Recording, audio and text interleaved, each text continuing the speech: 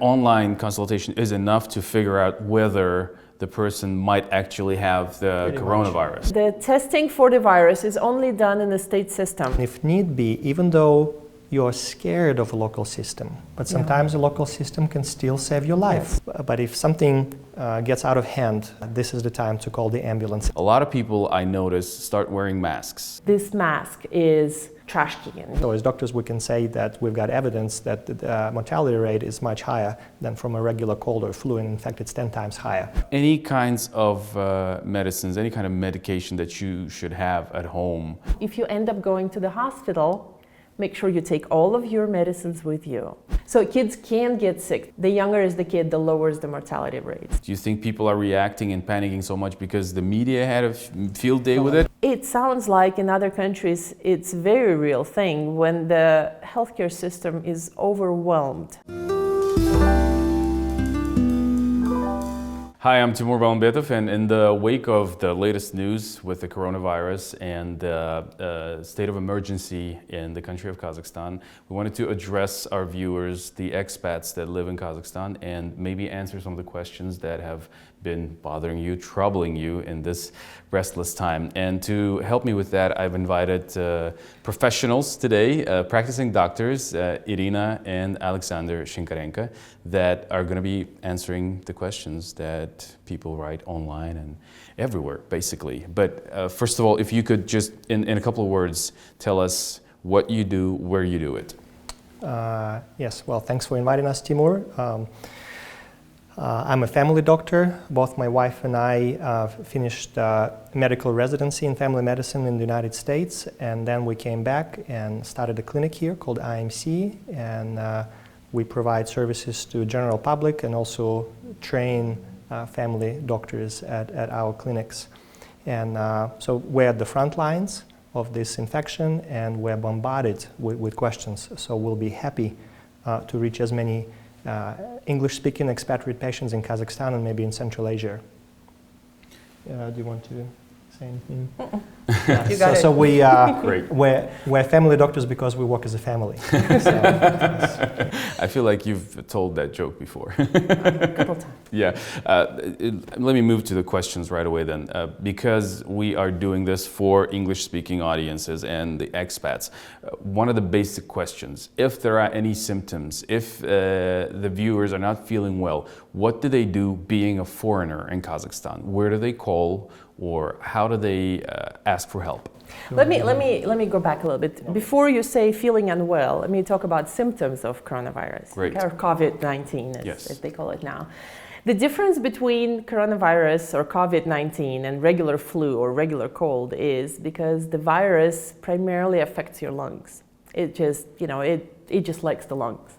So that's the symptoms: fever, usually dry cough, and shortness of breath or trouble breathing. So people who had the sickness describe it as, and actually the disease progresses very slowly. It doesn't start like a flu all of a sudden. It starts kind of slowly, and by day 5 or 6, you start gasping for air, if the person got hit by the virus. Not always, not always. 80% of the people, 80% of the people don't require hospitalization. They have mild symptoms, but even with mild symptoms, they don't feel very well.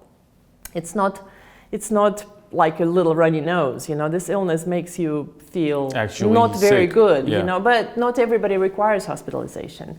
So in the beginning, it's very hard to tell the difference if it's a regular cold or COVID-19.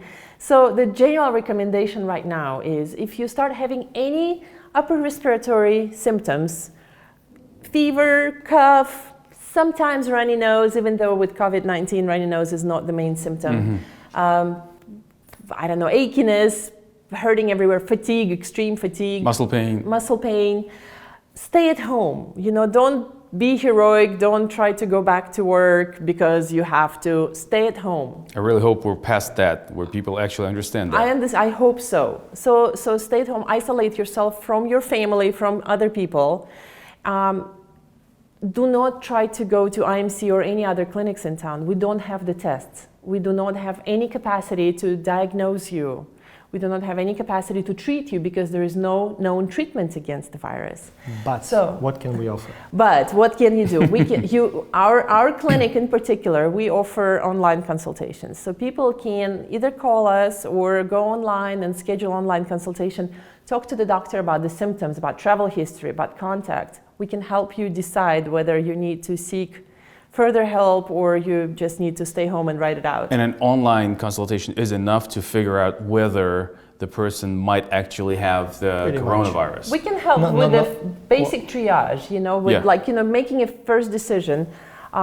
If it sounds suspicious, it looks like coronavirus, again, don't go anywhere. That's when you need to call the ambulance. The testing for the virus is only done in the state system. What is the number for ambulance? 103, you dial 103, and it would be helpful if you have somebody who speaks Russian to help you communicate with the ambulance and be there when they arrive, because they might have some questions for you. What usually happens in that scenario, they either take a swab, most likely they will take you as well and isolate you until your tests come back, That's positive not or negative. something to be afraid of. That's standard procedure, is It's what I'm a standard saying. procedure, and you need to understand it's for your benefit and for benefit of others. If you want to get tested, most likely you will be isolated, and because if you can quarantine yourself for, nobody knows how long you're contagious. Right. If Right. it's a So virus. again, I will just emphasize, if you've got more or less mild symptoms of a regular cold, again, clinically it's very difficult to differentiate coronavirus from cold Flu. or flu, so stay at home. So this is probably take-home message. But if something gets out of hand, like shortness of breath gets worse, or you get confused, or your family members get disoriented, this is the time to call the ambulance. And again, our clinic and other English-speaking clinics in town could assist you in helping you if you start panicking, and that's why online consultation might come handy. And then our staff could help you call ambulance if needed, if there's nobody who speaks English, because I know that it bothers a lot of expats in Almaty how to manage. And I think one of the questions of the people that are watching us is a social question. Of all of us have jobs, we all know people in communication with people. If you don't have symptoms, a lot of people I notice start wearing masks to protect themselves. Do they actually protect? No. If you could answer, Okay, go ahead. Irina, shortly, if that actually works. Yeah, if you are healthy, wearing a surgical mask, that regular little mask with a clip, doesn't help you to stay well. Okay, if you are well, it doesn't protect you from other people. If you are sick, on the other hand, that's when it would be a good idea to wear it, especially if you're around other people, because it's airborne illness. It's transmitted with droplets. So when you cough, when you sneeze, you spread it. When you put a mask on, you just mechanically, physically limit the spread of absolutely of the droplets. So what is a proper way of wearing a mask if you're sick? If you're sick, get the surgical mask. It has two sides, the colored side and the pale side. So the colored side towards your face, put it on, clip the little clip on your nose. Make sure the mask covers your chin. Do not wear it below your nose. Do not wear it anywhere other way, hanging on one ear. It's not helping. Put it on both ears, clip, cover. Make sure there are no big holes on the sides, okay? So make sure it covers everything. I don't know if you've tried wearing it. It's very inconvenient, and you probably wouldn't last very long. You start suffocating, and you start getting panicky in it. And you need to replace it when it becomes moist. Great.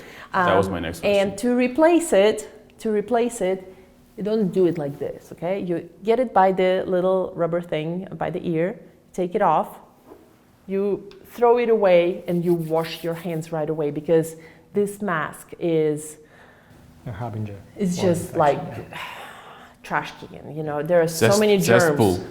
Cesspool, There's so many germs on this mask. So wash your hands really And- well and I and will- replace them frequently. if And you so wear it. therefore we'll add, the best thing is social distancing. So stay at home if you can. In walk out- general, in general. even if you're healthy. Well, even if you're healthy, and I know a lot of expatriates, work for IT companies, or of course it's not applicable for everybody. Yes. But I would strongly encourage employers to, if it's possible, to let your employees to work from home. And we have the evidence, it works, that social distancing decreases the rate of transmission. Based on China. Based on China and Singapore. And yes, other places. So yeah, they've done yeah, brilliant work. Because if you've got symptoms, you put a mask, you go somewhere else, you might infect others, and even if you don't have symptoms, if you just hang out, the risk is pretty high. So as much as possible, stay at home. So it's probably not the best time to go to pubs, or to go grocery shopping, or go hang out at the mall, or whatever. Hopefully they'll be closed. Sure, and you might ask, well, why so much fuss? Isn't it similar to flu or other colds? And so as doctors, we can say that we've got evidence that the mortality rate is much higher than from a regular cold or flu, and in fact it's 10 times higher. So therefore, 10 times higher than regular flu. Yes, and therefore we need to take it seriously, especially if you've got all the family members or you yourself is above 50, 60 or 70. Yeah. And have some other underlying medical problem. Got it. Any kinds of medicines, any kind of medication that you should have at home close by in case you're getting symptoms? Is there anything that works? I would say it's great that you asked about medicines. If people have any underlying medical problems, you need to make sure you have a stock of your routine medicines that you take for your blood pressure or for whatever else, hemorrhoids, whatever. Make sure you have enough medicines at home. To last because absolutely, because if you end up being isolated and quarantined, you have to have enough medicines at home. If you end up going to the hospital, make sure you take all of your medicines with you.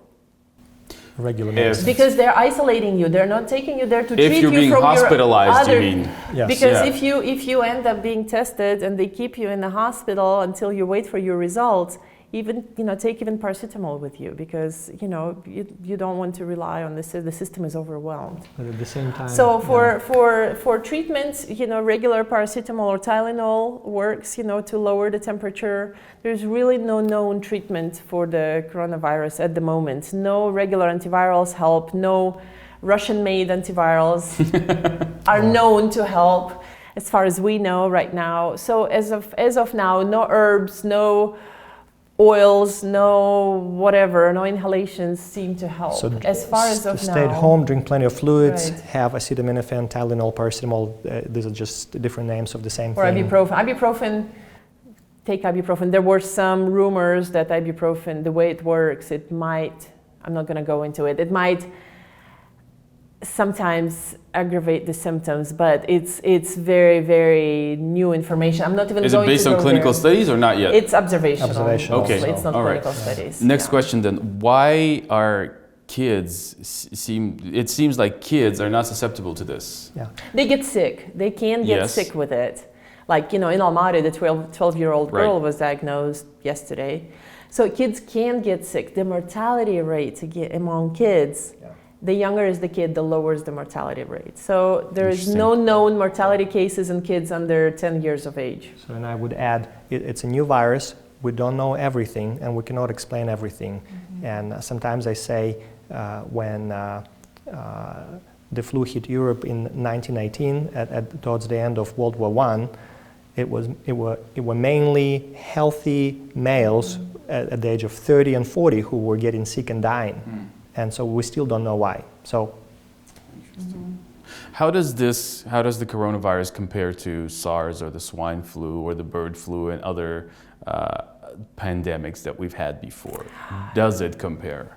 You mean in terms of how it affects the people? Okay, so if you compare coronavirus with SARS had much higher mortality than coronavirus. So this coronavirus is actually milder than SARS.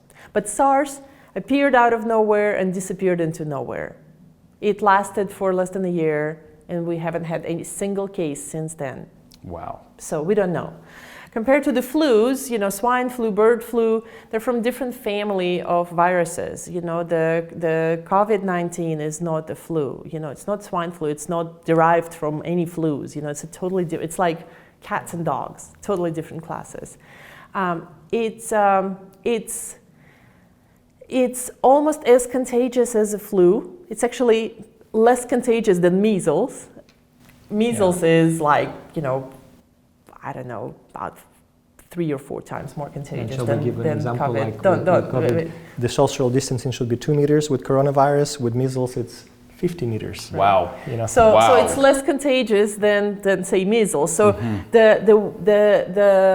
how many people get infected, around one person is not as high as with measles, for example. The mortality rate is lower than with SARS or with plague or with some other horrible illnesses, but it's higher than flu mortality. So in the beginning of the pandemic, everybody was saying, oh, but so many people die from flu and nobody cares, and here 2,000 people died and everybody is panicking. Right. The problem is, yes, people die from flu.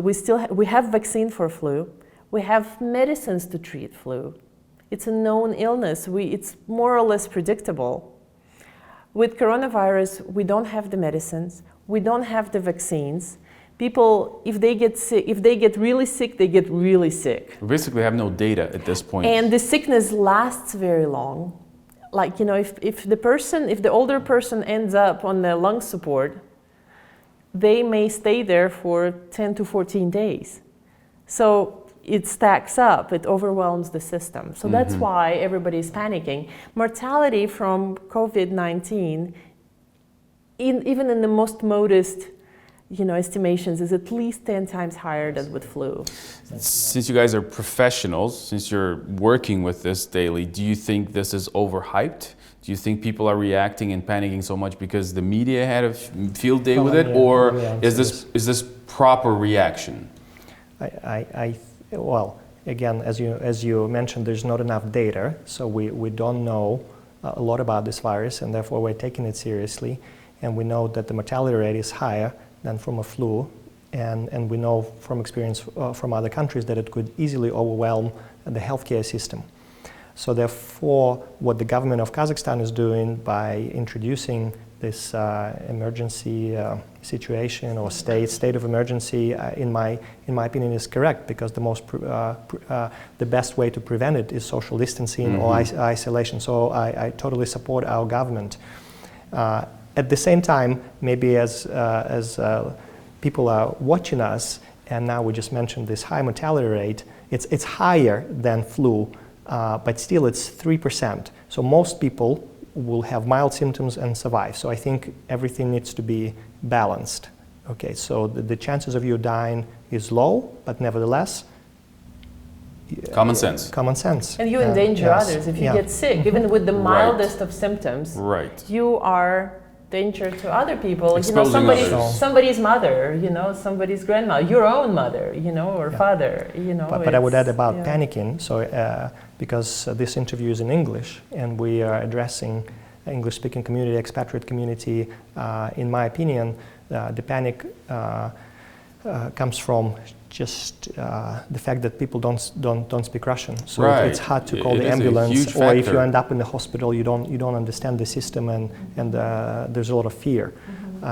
So maybe our job is to try to alleviate the fear by advising you to stay at home if you've got mild symptoms. If you don't have symptoms, still stay at home if you can. And if you have questions, then you could schedule an online consultation with our clinic. And a lot of you have access to emergency phone that our clinic has provided, that if even something happens after hours, you can call us. At least we could advise you what to do, and just to alleviate your panic. And so we're here just to help you Navigate the system. navigate. Yeah. Based on other countries, at the point of this recording, right now when we're talking, we have 9 cases, registered cases in Kazakhstan, 7 in Almaty and 2 in Astana. Do you think that there's actually more and they're just not yet been diagnosed? Are we going to be hearing more and more daily, or what do you think? We don't know. It's hard to tell. We started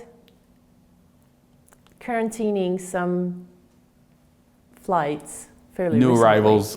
Exactly. So So, one person got tested positive before, they were moved into category 1B, that requires compulsory isolation and quarantine. How many people arrived before then who ended up not being tested, who were not compliant with self-isolation and everything? We don't know. Like, somebody was tested positive in the bank. Right. And I don't think that person traveled anywhere. Yeah. But, I'm not sure. But had So, contact with somebody many who did. clients, Right. customers. Exactly. So just, we don't know. It's so hard to tell. But we can assume probably there are more people because Right. not everybody Seeks help, and most people have just mild symptoms and maybe they stay at home. So it's like with any test. Like if we test somebody for flu, the number doesn't accurately reflect how many people are sick. Maybe there are mathematical formulas to derive the true number. And we're not saying it to spread panic, okay? Right. And I think I like what Sasha said. Don't panic. Don't panic. By just following very, very simple logic, common sense things. Washing your hands, staying away, keeping distance. If you're sick, put the mask on, stay away from others. You can probably stay healthy and be fine. Or get over the sickness if you're sick. Or even if you do get sick, you probably will be fine. Don't panic. So your question, should we, is it a hype or is it a real thing? It sounds like in other countries it's a very real thing when the healthcare system is overwhelmed and is not able to handle the situation. And that's what we want to avoid here. And especially for the English speakers, you don't want to end up in the hospital here not speaking the language. So stay home, isolate yourself, wash your hands, do common sense things. And I really like the saying, it doesn't matter if you believe in rattlesnakes or not. Okay, if you get bitten, you die. It doesn't matter if you believe in it or not. Right. So I would just add, again, if you have mild symptoms of cold and you're doing fairly well, just stay at home, don't go to the clinic. If something gets worse, call the healthcare professional. And if need be, even though you're scared of a local system, but sometimes a local system can still save your life. Yes, like if you've absolutely. got appendicitis, you don't have time probably to fly to your home country. There are exceptions, of course. But I think if you're really having severe symptoms like shortness of Yes. breath, you get confused, Yes. please call the ambulance, ask your friends or ask us to help you because you might require More intubation help, or some serious help in the intensive care unit. Right. So don't just, by being scared doesn't mean it cannot help Let you. it not be fear-driven Yeah. decision. Yes. I have a question about self-quarantine. Let's say you are showing some symptoms, but you're a member of a family, you have a wife, you have children, or you have a husband and you have children. And what do you do when you are living in the same house or in the same apartment? What measures could you take to protect your loved ones from Right. also? Right. Yeah, So the first getting thing, figure out, and it might be good to plan ahead. Where are you going to stay? Which room you are allocated to the person who gets sick. If there is an opportunity to have separate bathroom, that's ideal. So they have separate room with separate bathroom, separate towels and everything. If you have to share a bathroom, absolutely a separate towel that you take back to your room. It doesn't hang with other towels in the bathroom. Somebody has to clean that bathroom with bleach, at least twice a day. If it's in the family context, somebody has to take care of you. So that person, you have to think through who's going to be your wife, your husband, your grandma, whoever. But not grandma preferably. That person needs to wear some protective gear, at least a surgical mask, gloves, or a gown or something that they can take off after they leave your room and leave it in the room with you, so they don't take it out into the household. Okay, so trying to separate, that person as much as possible. So you leave the room, you take the gloves off, you take the gown off, you leave it in the room, and you go and live with your own, I'm talking about the caretaker. Right. So those kind of things, if you live alone, think about somebody that and who will be able to be your caretaker. If you end up going to the hospital, who will take care of your house or apartment, your pets, your plants, plan ahead, so that when you start getting sick and you sit there and you say, oh, I can't go anywhere because there's nobody to walk my dog, okay? Because that's not the time to arranging everything. I understand. And if there's no gun, at least wash your hands. Right. Going back to practical advice, if you're an expat, if you're a foreigner in Kazakhstan and you're showing some symptoms or you think that maybe you got COVID-19, you can call emergency, which is 103. 103. 103, probably have someone who speaks Russian to help you get the message across. If not, if it's busy or if you don't have a Russian speaker, what else can you do? For those who do speak some Russian or Kazakh, there is national call line 1406. They will 1406. 1406, yes. And you can also call, there is also on Telegram, they just started a bot, that you can communicate if you stay in touch with all the updates. Right, help you make a decision. If not, you can call your healthcare provider. You probably do have some healthcare providers in town. Call them and explain your situation, hear advice from them. At IMC, you can call us. We have online consultations, and now most of the European countries and in America, the clinics refuse to see patients with upper respiratory tract symptoms just to protect themselves and protect other patients at the clinic. So the current recommendation is if you have any upper respiratory symptoms, don't just show up at the clinic. Call, and most likely you will be offered to schedule an online appointment. Telemedicine. Telemedicine, right. So with online appointments, you can talk to one of our doctors and, we will help you to figure out. All of our doctors speak English, all of our front desk people speak English, so we'll be able to communicate with you, and that will help you figure out, what. Basically, if we think and you think your symptoms are mild, just stay at home. And do I understand it correctly? There are several English-speaking clinics in Almaty. Sure. Right, yes. and there are some doctors who speak English in other clinics. Yeah. Great. It's International SOS, speaks English. I don't know, there are doctors in other clinics that speak You can always some Google English. it. Yeah. Right. Yeah. Great. Yeah. Awesome. Great information. Thank you so much. And I really hope that it helps our viewers who are not from here but are living here currently or maybe stuck here because even flying out of and into Kazakhstan is a problem right now. So hopefully you got the message across and our viewers got the information to help them stay safe and healthy. And if you need this information, it's going to be also under this video in the description, all the phone numbers and all that. Alexander, Irina, thank you so much for your time. Thank you. It was a pleasure. Thank you for having us. Pleasure's mine. Thank you so much. Bye. All right.